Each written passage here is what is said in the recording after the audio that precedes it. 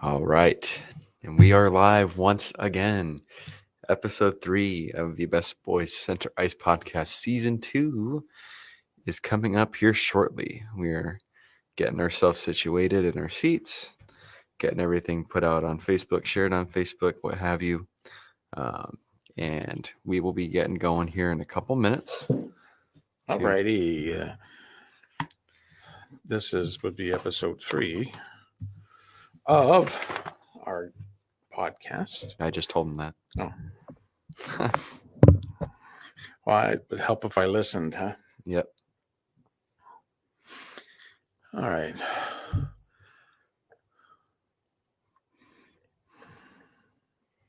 All right. Share it on Facebook. All right. So we are ready to go and welcome officially to episode 3 of the Best Boys Center Ice Podcast. I'm Barry Besse, along with my son, Carson Besse, the handsomer and smarter version of the show. He's the show. I'm just his. If we were in golf, I'd be his caddy. Mm-hmm.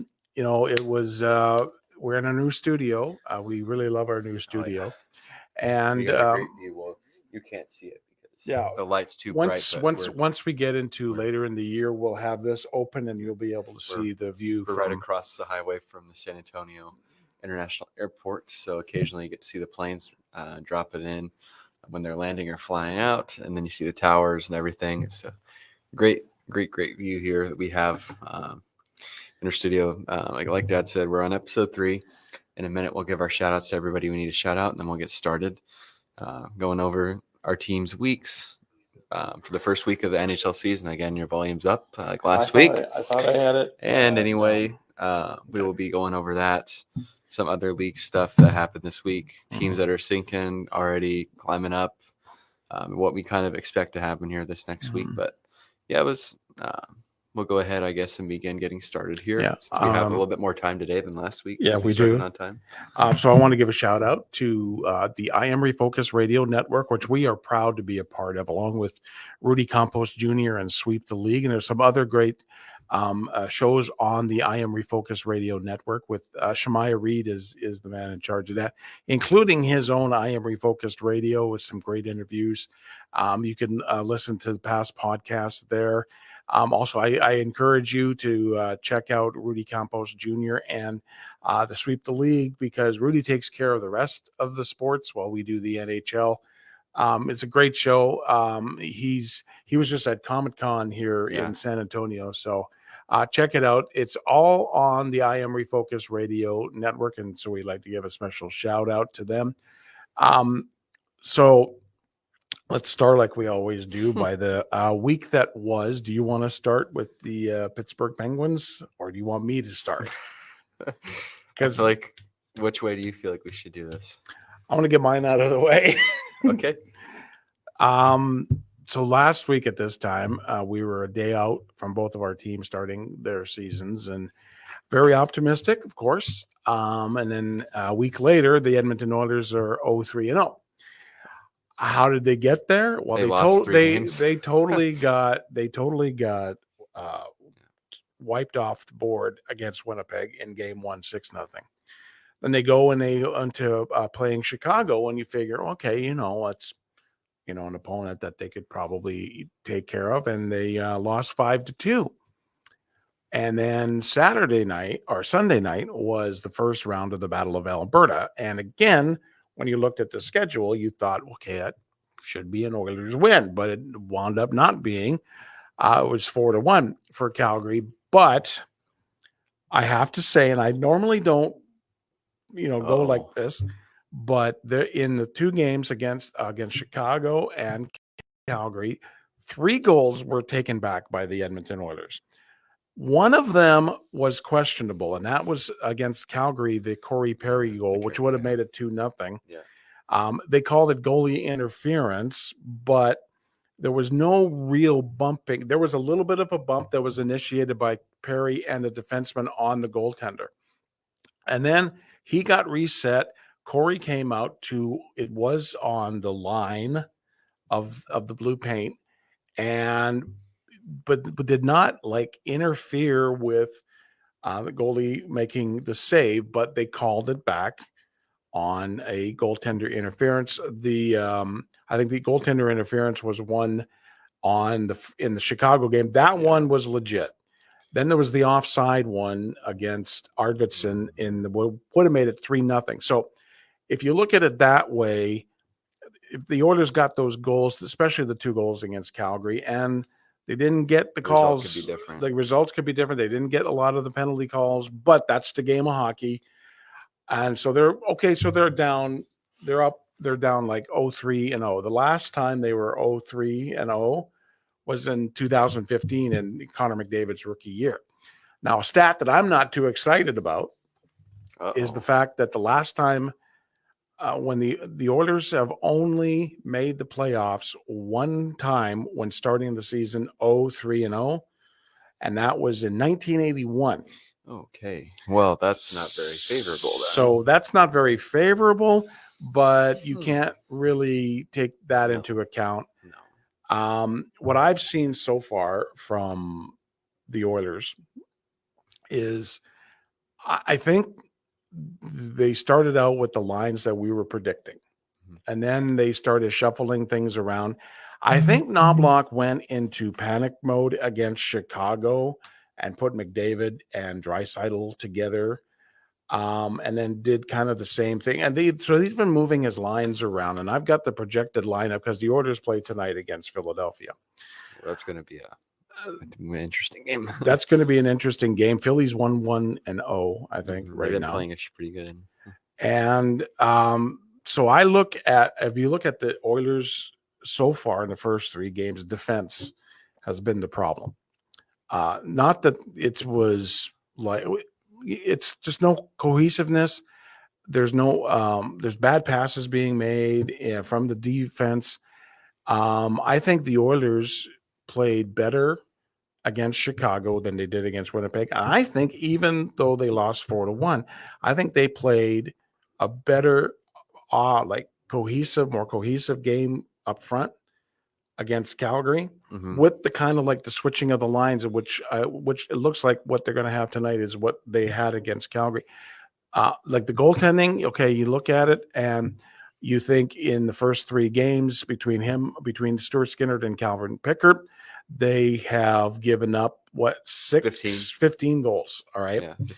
A lot of the goals, a couple of the goals against Calgary were like nothing you could do about. Some of the goals against Chicago, you couldn't do nothing about, but there were some goals that you should have saved between the 2 goaltenders. So with that being said, the lineup for tonight against Philadelphia, big line will be Draisaitl, McDavid, and Zach Hyman. Second line, what's his name? Podkolzin. I got to get his name. I'll get his name right by the end of the season. Podkolzin, Nuge, and Arvidsson. Jeff Skinner goes down to the third line with Adam Henrique and Connor Brown. The fourth line will be Matthias Janmark, Derek Ryan, and Corey Perry. And then I think Troy Stetcher's getting back into the lineup tonight. So it's going to be Ekholm and Bouchard, Nurse and Stetcher, Kulak and Emberson, and then it looks like Stu's going to start tonight for the Oilers. So I'm not a big fan of that lineup. No? Nope. I don't think he should. I don't think they need to be the first line. I don't think they need to have them both together on it. Yeah, I don't think that's this is not the time of the year. No, I don't think it's 4 games in. I don't think you do that yet. But like I keep saying, there's a lot, and we keep saying there's a lot of game left to be played. Yeah. This week, like I said, tonight the Oilers have got Philly. That's going to be actually a very tough game. Honestly, they've been playing really good this year so far. They've looked really good. They outplayed Calgary the other day and didn't beat them, but that's going to be, it's 4 games in, not to be any panic mode, but that's definitely not the way you want to start off a season. Being 0-4 in a homestand if they lose today.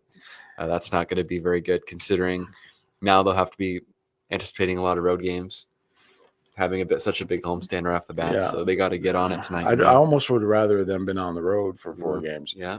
Then after Philly tonight, they got Nashville Thursday, Dallas on Saturday, which we will be at. And then they come back home for a couple of games against Carolina on Tuesday. And then Pittsburgh on Friday, which we'll talk about, Carson will be at. Overall, I think the two biggest acquisitions for the Oilers, Skinner and Arvidsson, I think they're kind of finding their way. They're gelling into the team. They're gelling into the team. The PK is terrible. It got better against Calgary, but that's what they got to work on. And so I'm not panicking. No. It's 3 games in. No. You just got to take one game at a time, and I think the Oilers will right the ship. Yeah. Well, you guys, we'll get into this, I guess, here in a little bit, but you guys are not the only team struggling. No, there are a lot of big powerhouse teams that are struggling. Vancouver hasn't gotten a win yet. They've gotten 2 overtime losses, if I'm not mistaken. But there's other teams out there struggling. So you guys so are not alone. So definitely, no. That's why it's an 82-game season, and there's plenty of time to figure things out. And every team will go through a stretch where it's not so good. I'd rather the Oilers get this out of the way early, but they definitely need to pick up a win as soon as possible because they don't want to be getting to a point where they're 0-6 or 0-7-0, and it's like no, that's already almost a tenth of the season gone, and you haven't won a game. You can't do that. They got to be ready to go tonight, and hopefully you see a different energy out there and that they absolutely just take the game over and just mop the floor with them. Yeah, I think those 2 goals that were taken back on Sunday against Calgary really deflated the team. They can't think like that. They just have to keep going. And, look, hats off to Calgary. They're 3-0. They're playing great hockey right now. They're the better team in Alberta right now. Yeah, for now. For now. That's why it's for now. That's right. For now. We'll turn over to the Pittsburgh Penguins now. You know what? I'm not going to complain. We actually had for the week we had, I guess, how many good teams we played. We did okay. We finished 2-2, 2-2-0 on the week. I'm not going to complain with that. They played pretty good. Actually, like there were points where they were below my expectations, and there were a lot of points where they were above my expectations. We started opening night, same night as Oilers. Oilers get beat 6-0 by the Jets, and the Penguins get beat 6-0 by the Rangers. Not a good night for this podcast room on that Wednesday. And that game was pretty tough to watch because the Penguins started off so good. In the first few minutes, they completely controlled the game the first probably 10 minutes. The Rangers scored an early goal, I think in the first 4 minutes or so of the game. And Jari, I've said this last year, Jari can't seem to make a good save when you need it. He seems to just, once he lets one in, it's just a roller coaster. Like it's it. Like he's mentally fried and done. And that seemed to be the case in the Ranger game. He had 2 more go against him real quick. And then by the time the game was pretty much washed, it was 5-0, whatever, he was starting to make big saves, which actually were good saves, but at the time of game, it doesn't really matter when it's that big. But they get beat pretty badly. And then the rest of the games for the week were actually on the road. So different from you guys. A lot of our games at the beginning of the season are on the road. I want to say 3 out of the first 10 games are road games. So lots of road games at the beginning, and they went back the next night on the Thursday and beat Detroit 6-3. Great game from top to bottom. The team as a whole looked great. Our backup to start this year, Joel Blomqvist, got his first career NHL win and actually looked pretty good in that game. Made some big stops against some great players in Detroit. And Detroit was playing a pretty good game, but the Penguins got a lot of goals in the second period, and that just completely turned the tide and helped them win that game. And then the first hockey night in Canada this season, and it's against Toronto. In Toronto, a team that the Penguins haven't really had a good track record against beating in Toronto the last few years, and they get beat 4-2. Again, a game where they started off really good, scored the first goal, got a power play goal in there, which is nice because they had one in Detroit, so 2 straight games with a power play goal. But they fell flat in the second period. Toronto was all over them and took the game over, and the Penguins made a push at the end to try to come back, scoring a goal to make it 3-2, but it was too late. Toronto gets an empty netter and wins the game 4-2. At that point, you're kind of, and even that game, Blomqvist looked good. He was playing in that game. He looked okay, but the team behind him didn't look all that good and wasn't really pushing that hard, it didn't seem like. And then they head on the road again last night to play Montreal, a team that has been playing really good and up to this point actually looked really good. Their goalie, Montembeau, only had a goals against average of 0.6 or 0.5 getting into this game, and the Penguins beat him 6-3. So another 6-3 win in Montreal. They played last night was probably the best game out of them all because they, unlike the Detroit game, Well, Detroit did score the first goal in that game, but unlike the Detroit game, the Penguins scored the first 2 goals in this game and then get 3 scored on them in the second period. And Jari's in net for this game, and I'll give my kudos to him that he did not look good at points, but when he needed to be good, he was. He shut it down in the third period. But in this situation last year and the year before that, the Penguins would have probably fallen apart at that 3-2 and wouldn't have made a comeback, and they did. They score 4 unanswered goals and win the game 6-3. The bottom 6 has been the big story so far for this team, as they have been scoring a lot of goals. Lars Eller had my guy. I love him. He's such a good player. He had 2 great goals last night. Kevin Hayes had another one, a fourth line goal again.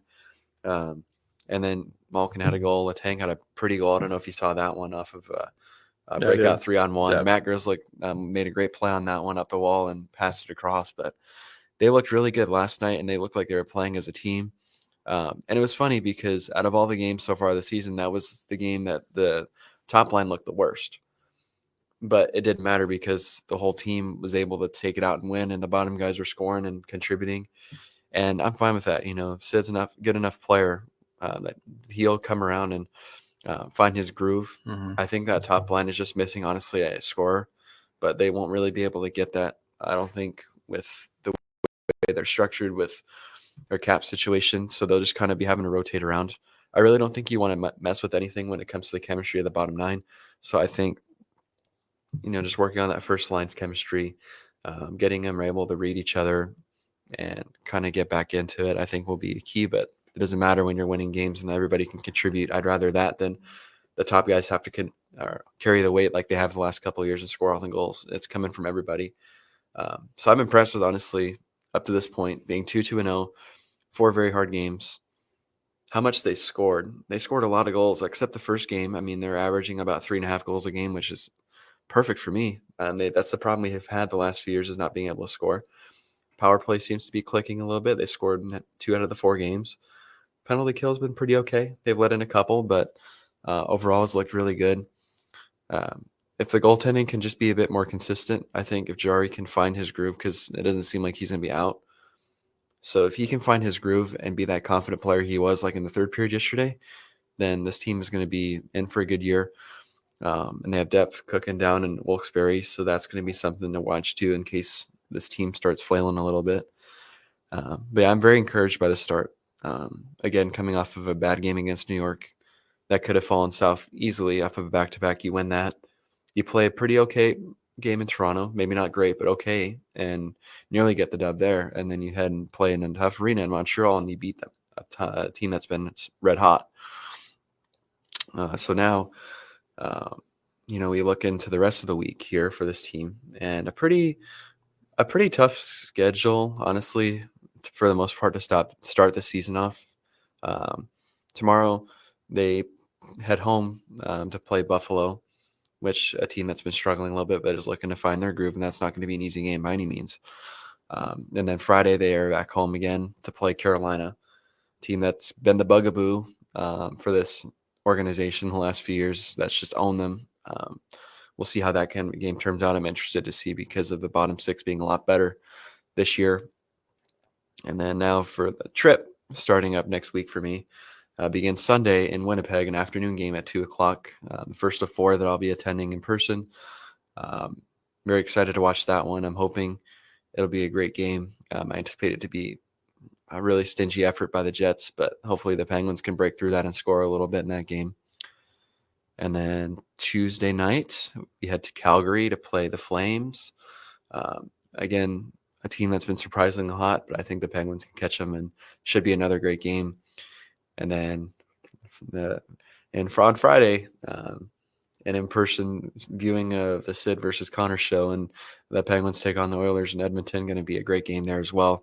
And the first of a back-to-back for the Penguins, so you know they're going to want to win that one before they head on the road and head westward to Vancouver, which is the final stop of my tour here, where I'll be seeing the Penguins play the Canucks. Hockey Night in Canada, which, you know, for me, even though I'm not a Canadian, I know Hockey Night in Canada is a big deal, and to be actually a part of a Hockey Night in Canada will be very cool. Yeah. Nonetheless, going to be an important few games here.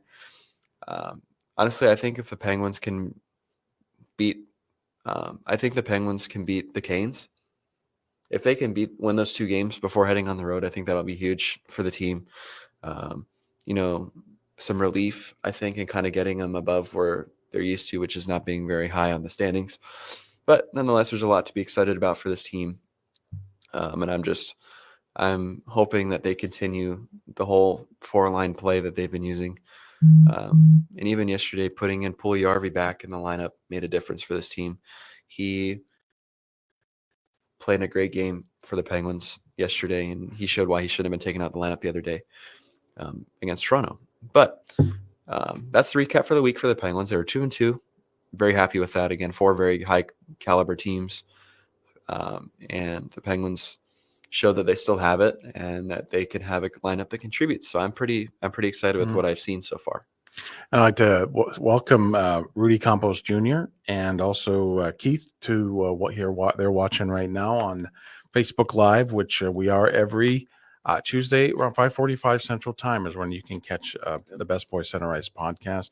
Also want to remind you that you can catch this podcast afterwards. It'll be up on our YouTube channel, Best Boy Center Ice podcast YouTube. It'll also be on tomorrow. It'll be on the I Am Refocus Radio Network, and also tomorrow it'll be on Spreaker.com. We have our first 2 shows up on Spreaker, so you can go listen to those as well. And of course, we'll be reposting this video to our personal pages, and I'll also be posting this video tonight on TikTok, like we did. We got like almost 900 views on our podcast last week on TikTok. So I'd like to thank all the TikTok world for doing that. All right. So Carson talked about his big trip to Western Canada. Ready. And we'll have stuff, we'll have content, we'll have videos. We will do, I'm hoping we can do a Facebook Live from one of the venues. Well, we could do Calgary, but that would be like 8:30 here our time, which I think you'll still be awake, so we could probably pull something off. We'll when we decide what's going to be the best day, because the next week's podcast will be varied as to when we're going to be able to do it. Spurts of daily stuff. Yeah, and there'll be spurts of daily stuff. Whatever Carson's going to post, I'm going to repost, and it's just going to be a fun time for him. He's something that he's really wanted to do his whole life was follow the Penguins, and what a better opportunity you can ask for than go on a Western Canadian road trip, because he's got family all the way literally across the entire plains that he's going to be going to. So it'll be fun, and the games are going to be great. Oh, I know. I think those are 4 honestly really good matchups, and to get it done, I think have it earlier in the season where the teams are fresh. Obviously last year I went to Pittsburgh for 2 games, but for the most part, the games I've been to in Dallas for the Penguins are always at the end of the year when it's like April. So even though the games are important at that point, I feel like getting off to a good start is really important. And there's going to be a sense of urgency and freshness and energy there from the team. So I'm just really excited.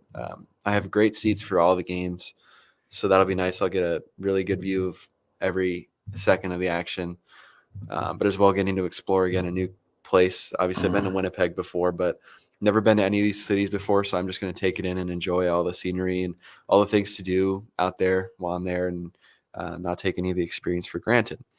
With that being said, we'll kind of start moving on to league stuff here for our next part of the show. So I had mentioned earlier about teams struggling, and I'll get into that here in a second.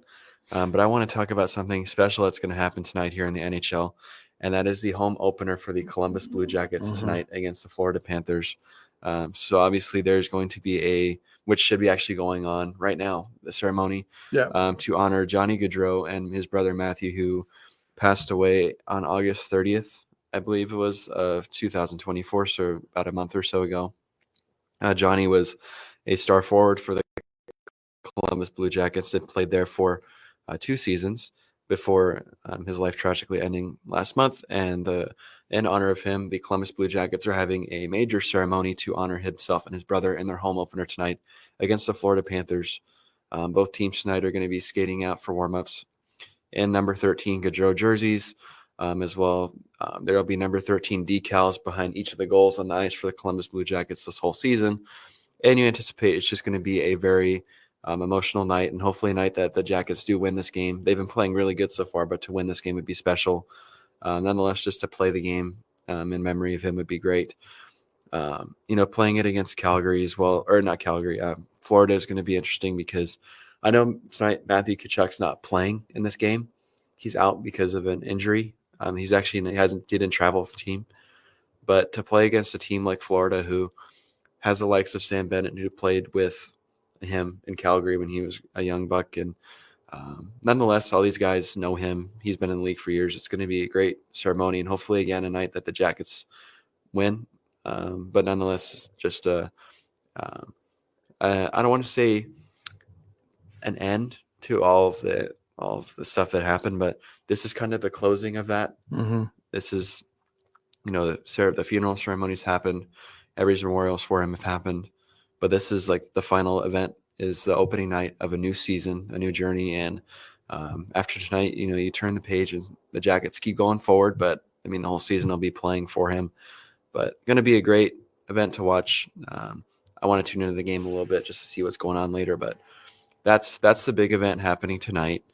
Going to be an emotional night for those fans in Columbus. I hope it's a sold out arena. I imagine it is for this event. And it was nice that yesterday, and I think it was yesterday in practice, the Blue Jackets had Johnny and Matthew's dad Guy come to practice and skate with them on the ice. That was a pretty cool thing. Did that too with the Flyers. He had him come out and help the guys. But I'm hoping, honestly, I mean, I know that he wouldn't want to take like a full-time coaching job, but it'd be cool if like the Jackets continually bring him in, or even the Flyers, because that's where he's from. If they can bring him in continuously throughout the year to help out and help the guys practice and stuff, because I think it's just good for him to get out and help people and not have to have his brain thinking all the time about what happened, because that's never going to go away. But nonetheless, going to be a very great event tonight in Columbus. Now for the teams that have surprised me with how bad they've been doing so far. And I mean, I'm not going to go into detail because we already talked about it, but the Oilers are surprising me with how they're 0-3. I'm shocked because, I mean, I know there's new guys on the team, but they have a lot of firepower, and I didn't think they'd be struggling like this right now. Especially the big guys. Only 3 goals in 3 games. Especially the big guys. The big guys look kind of invisible, and the penalty kill's been awful. I mean, those first 6 penalty kills are 5 goals on 6. Yeah, so that's not good. That's not good. But yeah, again, like we said, they're not the only team that's struggling, and there's some teams that are surprising in a good way. Colorado's another team that is struggling. They're 0-3, and their situation's probably worse because their number 1 goalie, Georgiev, has sucked. So bad.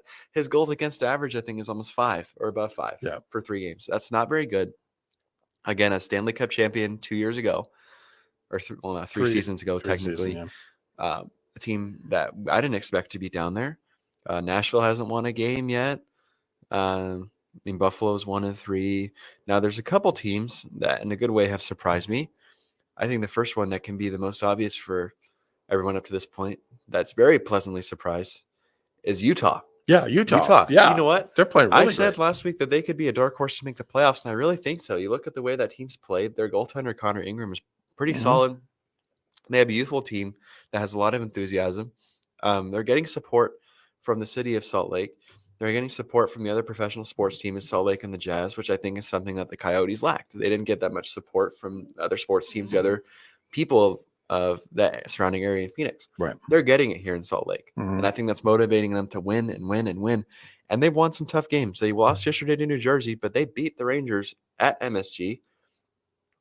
They beat the Islanders in New York.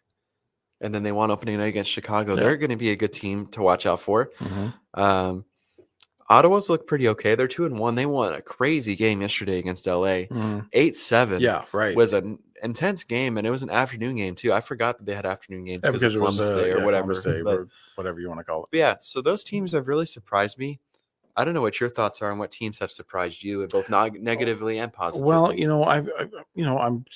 I'm not happy with the Oilers start of 0-3. Colorado, like you said, surprises me. That I didn't expect. I'm on board with you with Utah. I'm also very surprised, and for Calgary, happy, not really happy.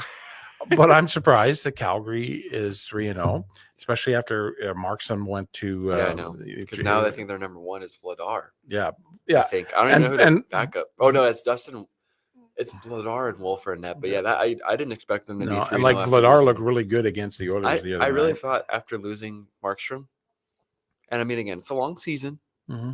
but I thought after Markstrom left that they would finish last in the division, or not like it's not last because you guys have Anaheim and San Jose in your division, so maybe like sixth. Yeah, I didn't think they would be 3-0 after 3, but again, that's why it's a 82 game year. But that was a shock to me, and they've beaten against some good teams. I think they beat y'all.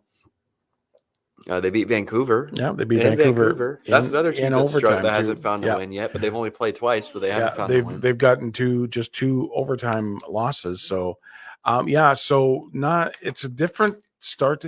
And as a pure hockey fan, as a hockey purist, you like to see some of those teams that have not done well recently start doing well, but not the people in your division. Yeah, or teams that you don't like. Yeah, so not even a surprise, but Dallas. You see, this weekend Dallas had back-to-back shutouts this weekend. Mm-hmm. So Ottinger had the first one, and then DeSmith had the second. Yeah, so that's another. And bringing this up, you talk about Dallas. Tyler Seguin and Dumba are out right now with lower body injuries. They thinking that Tyler can come back he's day to day, but Dumba, they got him as week to week. Well, again, I think Dallas is such a deep team that won't really be a problem for him. Again, they continue to play the way they will. They're going to be just fine. Tyler Seguin is definitely the guy they need back, hopefully soon. I imagine if he's day to day, he'll be back by the time we go. Yeah. Maybe if not the game after. Yeah, but definitely a tough pill. We always look forward to watching Dallas and Edmonton in Dallas because it just is. It's a great atmosphere in there. And after the Western Conference Finals, that it's going to be an intense game, and especially with the Oilers now. I mean, they only play 2 more games before that one. They need 3 counting. 2 more games, right? And they need to win. Yeah. And Dallas is not going to be an easy team to beat because y'all play Nashville after this, right? Yep. Another team that's looking for their first win. So not very easy games coming up for you guys, but they're going to want to win, and Dallas is going to want to win too. That's going to be an intense game. Very good game though. Just a couple of other notes. I saw today that Ovi is switching to right wing. And I don't know if he's ever played right wing, but he's switching and he's going to play. He's a left winger. Yeah, he's going to be switching when they play Vegas tonight. And I know he's 40 some goals away from Gretzky. I don't know why would you switch him to the right side? I'm used to him always being on the left, so I can't picture him on the right or that lasting. I think the way he shoots favors him being on the left side of the ice, gets him a better angle. But I mean, he's a guy that's just, I feel like, kind of struggled to find his rhythm for the most part the last year or two. Doesn't seem very quick anymore. Doesn't seem very like Father Time's catching up a little bit, but whatever they're gonna try whatever they can to get him that goal record because he's pretty close. Now here's my question though. It's how many is it? 40, like 43. 43. The way he's going right now, do you think it's going to be hard to get to 43 this year? I think so. This year, I don't think he'll get it. To be honest, I mean, I'm not an Ovi hater. You know what? The Capitals and Penguins are arch rivals, and they have been. I mean, the rivalry's kind of disintegrated a little bit since, the Cup years for both teams. But I don't think Ovi's, other than his shooting ability, isn't that dynamic of a player. I really don't think so. I mean, he's a superstar, but I don't think he's as good as everybody praises him to be. And it's just because I think his longevity, he's not able to keep up anymore. And again, he's shooting it a lot more. That's a lot of energy to expend. But I don't think he really has anything left in the tank or very much. I think as soon as he gets that goal record, that's it for him. But I don't think he's going to quit till he gets it unless he's absolutely just he can't play. But we'll see if this rejuvenates him a little bit and gets him going on the score sheet. At this point, it's history. I want him to get the record, but I don't know. I mean, it took him forever last year to score some goals, and he finally did. But again, he's a goal scorer for a reason. He knows when to score and how to, so he's going to find a way. If he doesn't get to 20 by midseason, I don't think he'll be getting the record this year. And he's going to get the record. Gretzky's record stood for so long, and nobody thought that anybody was going to break Gretzky's record. I don't know if anybody will ever break his points record. Oh, I don't Because think that'll still, happen. if he didn't score a goal in the NHL, he'd still have the most points in NHL history. I mean, I think if anybody has the best shot, it's probably McDavid. But again, that's not going to happen. No. The only guy really that could give their goal record to a run for their money is Austin Matthews. He could have a chance. But again, hasn't had a point. No. And, I don't know. Don Cherry, who's back kind of in the fold with Hockey Night in Canada, he made a comment. He really has criticized the Toronto Maple Leafs for giving Austin Matthews the C. I agree. And we totally agreed when that happened. We were just like, why did they take that away from Tavares? Either that or I feel like they should have given it to Morgan Riley. I mean, You know what? Okay. Austin Matthews is a phenomenal hockey player. The Toronto Maple Leafs have phenomenal hockey players in their team. But the phenomenal hockey players they have on their team disappear in April when the season really matters because you made the playoffs. Yeah. Austin Matthews last year, and again, I don't know what was going on. He had some kind of illness issue where he missed 3 games in the first round against Boston, where they lost. Nylander missed a handful of games. Marner didn't really show up in the games he was playing, but he wasn't showing up. So these guys, they have 3 players on their roster that about take up close to $40 million in cap space on their team. And when it matters the most, they don't show up. Matthews is one of those guys, again, bona fide great goal scorer, great player. But when it matters, doesn't perform. And that's what it takes to be a champion. You have to, and a captain, really, you have to lead when it matters. And I mean, based upon his actions, I don't know. I mean, you're sick, whatever. How many players in any sport have played through something like that where they have a stomach bug and they're throwing up, whatever? Oh, like the Michael Jordan, the flu game, whatever.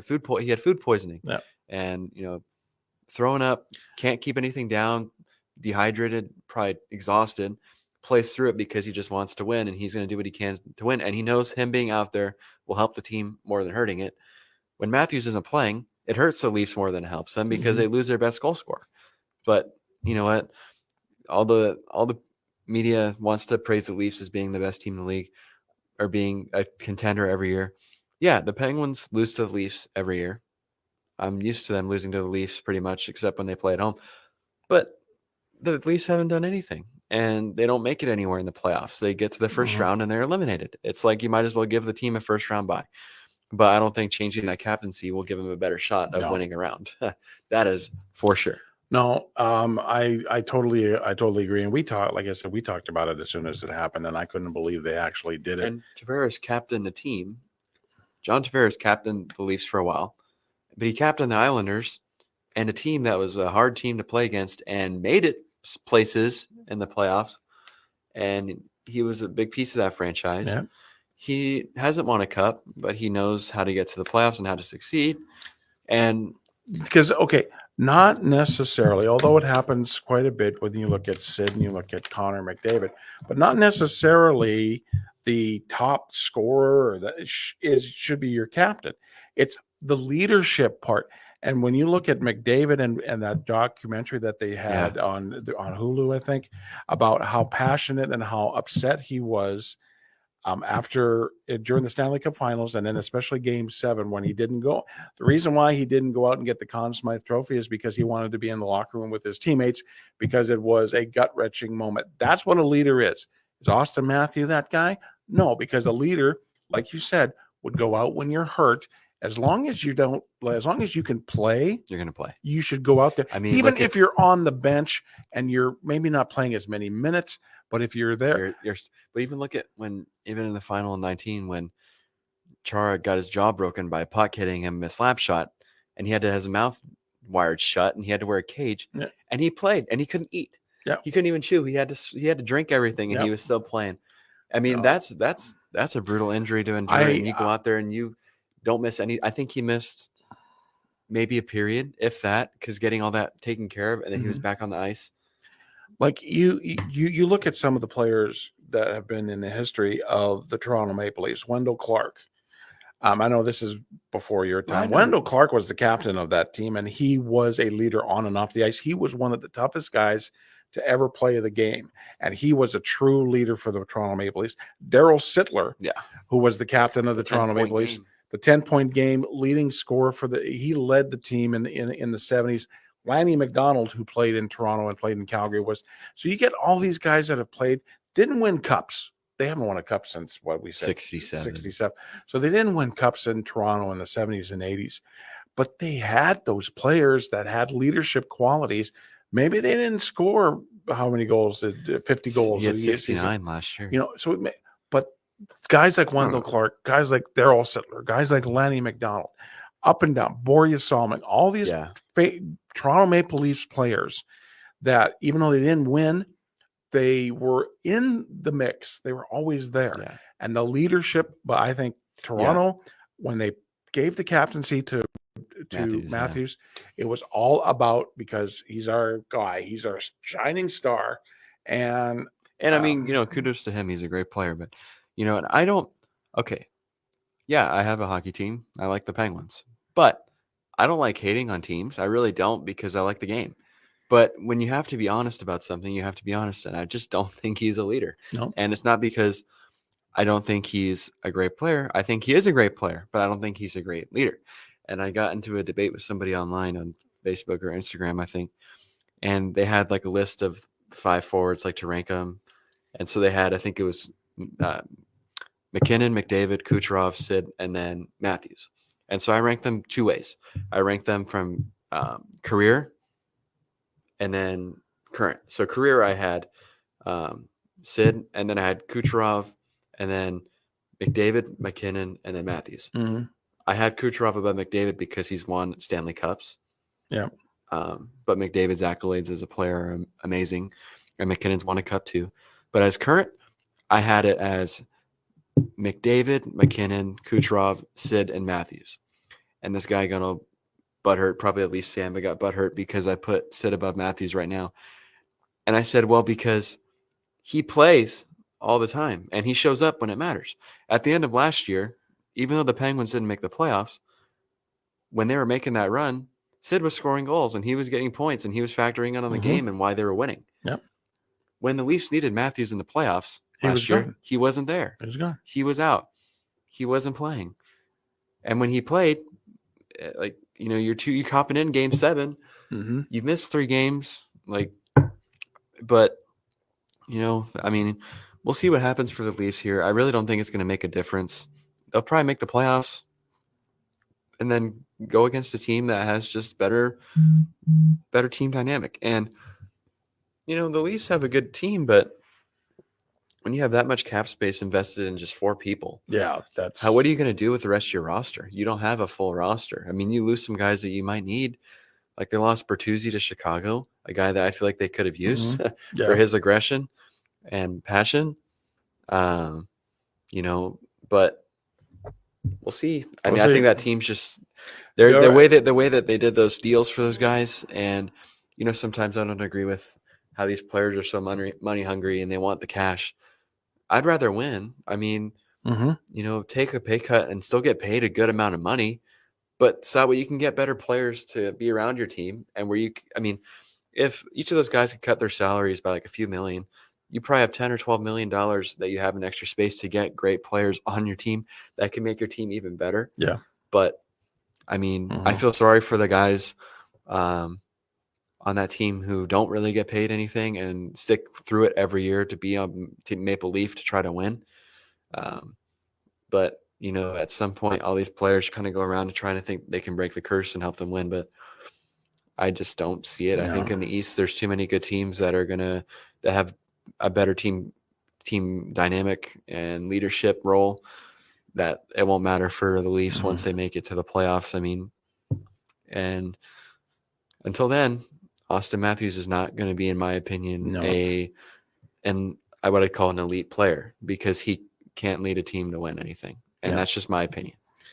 I totally agree. And one final thing that I want to bring up, and it's a interesting stat. We talked about it earlier. Meaningless stat, but it's interesting. All these neat stats that don't really mean anything. But New Jersey goaltender Jake Allen is the first goaltender in the history of the National Hockey League to beat 33 franchises. Now, of course, you take into consideration that a lot of these franchises are relatively new. But when want you to hear an interesting fact? Yeah. The Utah Hockey Club was the first team to win a game at the Delta Center in Salt Lake City, Utah. Okay, but that's interesting. That's going to go to the Hockey Hall of Fame. That puck from that game is going to the hockey. The first goal of the season is going into the Hockey Hall of Fame. Or did you know that last year, the Edmonton Oilers beat the Pittsburgh Penguins in the first game of their 2 matchups last season? I thought that was an interesting stat. Okay, something that you wouldn't think neat. about. It's neat. It's just like it doesn't obviously mean anything because No, it doesn't mean anything. Nobody's played Utah really yet, and no, and so yeah, it's a stat, but he's the first. I wanted to mention. Or do you want to hear, I guess, another neat stat that again doesn't mean anything, but I guess I can find cool. Sure. Up until this year, because Utah's now a team, Sidney Crosby had scored in every arena but one up until 2023. Can you guess which team or which city that arena was that he had scored that final goal to? And up until again Utah, but where did he score his final goal?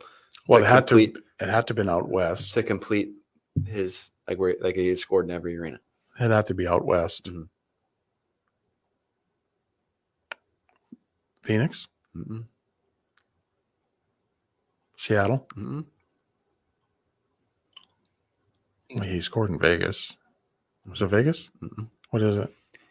It was Dallas, and it was the game I went to when he scored that goal. He never scored. He had never Dallas? Scored there until that night when he scored that goal against Dallas. He had never scored there. Really? Nope. He had never scored, and that was the big deal. Whenever they'd play Dallas's on the TV, like they'd always say every game, it's been this many games played here, and he still hasn't scored a goal here. And up until that season, he hadn't scored in either Chicago, which was crazy. He hadn't scored in Chicago or Dallas, and he scored in Chicago earlier in the season, and then in Dallas. And I got to see. Well, see, that's a more meaningful stat than mine. But now that trend is a bit different because Utah's a team, and now hopefully he can get on the board in Utah. But we both had our own Nito stats there. Yeah, was Nito stat of the night, what they used to do on TNT with the NBA. Yeah, EJ. So that's going to wrap things up for today. You'll hear from us on Saturday. We'll do a Facebook Live going up 35, which is going that way. We'll go up 35 to Dallas on Saturday. We'll do some Facebook Lives. We'll have some video and some cool pictures. Make our traditional stop at. We always stop at the same place, the same Chili's, same part of the city, not far from the arena. It's our routine. And we're going to try to go down to, again, like I did last time, by the glass for warm-ups. I'm going to try to get there. Now that I know where it is, I'll try to get there earlier so I can be right on the glass to get some cool pictures. But we'll be right there in Dallas on Saturday. And we got great seats. We're right on the corner glass behind where the Oilers shoot twice, but front row. So you get a great view of the whole ice. Kind of in that same area that we're usually. And I love that area because their fans are just the greatest. I love those people that sit in that. And what I love about, I say it all the time, what I love about Dallas is that they're so respectful of the other fans that are coming in from and cheering for the other teams, and win or lose, like we've been there when the Oilers have won. It's a great atmosphere. It just when Dallas scores, it's just like if it's just place, the roof just explodes. So we're looking forward to that. Honestly, I mean, again, I've only seen the game in 2 arenas up until this weekend, but it's a great place to watch a game. I mean, I can't imagine there's much anything better than the views you can get in there at American Airlines Center. There, whole ice views, great act. I mean, no matter, we've sat in so many different spots and we get a great view every time. So we kind of like to rotate where we sit. We sometimes sit at mid ice behind the goals. This time we're kind of right in the middle. But we'll be live on Saturday, and then throughout my trip, I'll be documenting some stuff. I'll probably try to do a quick live on Sunday when I hop into Winnipeg at a Canada Life Center to watch that game. It'll be a bit of a tight stretch just because my flight lands at like 11:30 and the game's at 2. Pretty cool thing, actually. I didn't realize they're doing. Well, number 1.